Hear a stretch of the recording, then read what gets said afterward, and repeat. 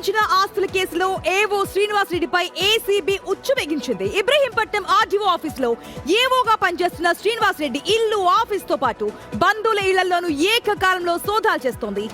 వనస్థలిపురంలోని శ్రీనివాసరెడ్డి నివాసంలో తనిఖీలు కొనసాగుతున్నాయి. ఇబ్రహీంపట్నం ఆర్డీఓ కార్యాలయంలోని ఆయన ఛాంబర్ను కూడా ఏసీబీ అధికారులు జల్లెడబడుతున్నారు. గతంలో బాలాపూర్ ఎంఆర్ఓగా, రంగారెడ్డి కలెక్టరేట్లో ల్యాండ్ ఎక్విజిషన్ విభాగంలో పనిచేస్తున్న శ్రీనివాసరెడ్డికి భారీగా భూములు, అక్రమాస్తులు ఉన్నట్టుగా గుర్తించారు. అసలు ఆస్తుల చిట్టా ఎంత, సోదాల్లో ఇంకేం బయటపడింది అనేది ఇప్పుడు ప్రెజెంట్ హాట్ టాపిక్ గా మారింది. ఈ మధ్య కాలంలో ఎవరిని చూసినా సరే ఏసీబీ అధికారులు రైడ్ చేస్తుంటే తక్కువ కాదంటే 100 crores ఎబోనే, తక్కువలో ఎవరు ఉండట్లేదు. దీనికి సంబంధించి కూడా పూర్తి అప్డేట్స్ తెలుసుకుందాం. మా ప్రతినిధి సాగర్ సిద్ధంగా ఉన్నారు. సాగర్, ఏదైతే ఏసీబీ అధికారులు ఏవో శ్రీనివాస్ రెడ్డి ఇంట్లో, ఆఫీసుల్లో, చుట్టాలింట్లో కూడా దాడులు చేస్తున్నట్టు తెలుస్తోంది. డీటెయిల్స్ ఏంటి? ఇప్పటి వరకు ఎన్ని ఆస్తులు గుర్తించారు?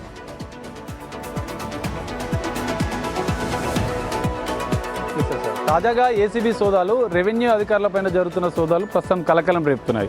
రీసెంట్గా మనం చూసిన డిప్యూటీ కలెక్టర్ ఇంట్లో 100 కోట్లకు పైగా అక్రమాస్తులు గుర్తించారు. సో ఇక్కడ శ్రీనివాస్ రెడ్డి నివాసంలో కూడా సోదాలు కొనసాగుతున్నాయి.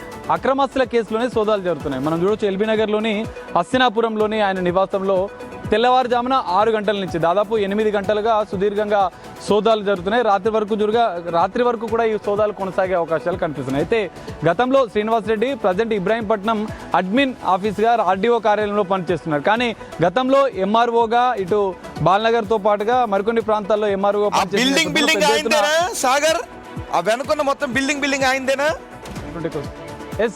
రోహిత్, మనం మనం చూస్తున్నటువంటి ఈ 3 అంతస్తుల బిల్డింగ్ మొత్తం ఆయనదే.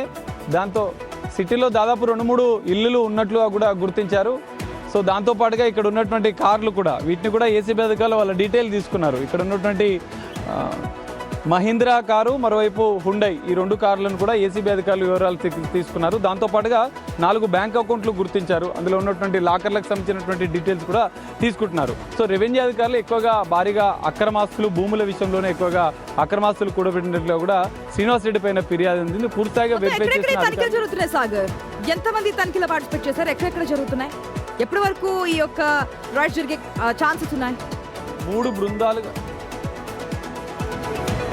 3 బృందాలుగా సోదాలు కొనసాగుతున్నాయి. ప్రస్తుతం ఆయన నివాసంతో పాటుగా ఆర్డీఓ కార్యాలయం, ఇబ్రహీంపట్నం ఆర్డీఓ కార్యాలయంలో ఆయన ఛాంబర్లో కూడా గతంలో జరిగినటువంటి ఫైల్స్ క్లియరెన్స్ విషయంలో కూడా ఈ సోదాలు చేస్తున్నట్లు కూడా తెలుస్తుంది. మరోవైపు మరో బృందం ఆయన బంధువుల నివాసాల్లో కూడా బినామీ ఆస్తుల వివరాలు సేకరించేందుకు కూడా సోదాలు చేస్తున్నారు. సాయంత్రం వరకు ఈ సోదాలు కొనసాగే అవకాశాలు కనిపిస్తున్నాయి. అనంతరం అతన్ని అదుపులోకి తీసుకుని రిమాండ్కి తరలిస్తారు. ఇక్కడ ఇప్పటివరకు చూసిన రెవెన్యూ అంటే ఏసీబీ సోదాల్లో రెవెన్యూ అధికారుల చిట్టా 100 కోట్లకు పైగా బయటపడ్డది. మరి శ్రీనివాస్ రెడ్డి ఆస్తుల చిట్టా ఎంతవరకు బయటపడుతుంది అనేది మాత్రం మరికొద్దిసేపట్లో ఏసీబీ అధికారులకు ప్రకటన విడుదల చేసే అవకాశం అయితే కనిపిస్తుంది. రైట్ సాగర్, చూద్దాం మరి ఈ ఏవో శ్రీనివాసరెడ్డి ఇంట్లో ఎలాంటి జిగేల్ అనే నగలు బయటకు వస్తాయో, ఎంత దొంతర్ల కట్టలు, నోట్ల కట్టలు బయటకు వస్తాయో, బ్యాంక్ లాకర్లో ఏ ఆస్తుల వివరాలు బయటకు వస్తాయి చూద్దాం. ఇటువంటి రైట్స్ ఇంకా జరగాలి రోహిత్, ఎందుకంటే రైట్ చేస్తుంటే 100 కోట్లు కనిపిస్తుంది. రైట్ చేయనంత సేపు కూడా ఇంకా ఆస్తులు కూడా పెట్టుకుంటూనే ఉన్నారు. ఎప్పుడైనా సరే రైట్స్ జరుగుతుంటేనే భయం అనేది ఉంటుంది. ఆ భయంతోనే ప్రజలకి పని చేయాలనే ఒక క్రమశిక్షణ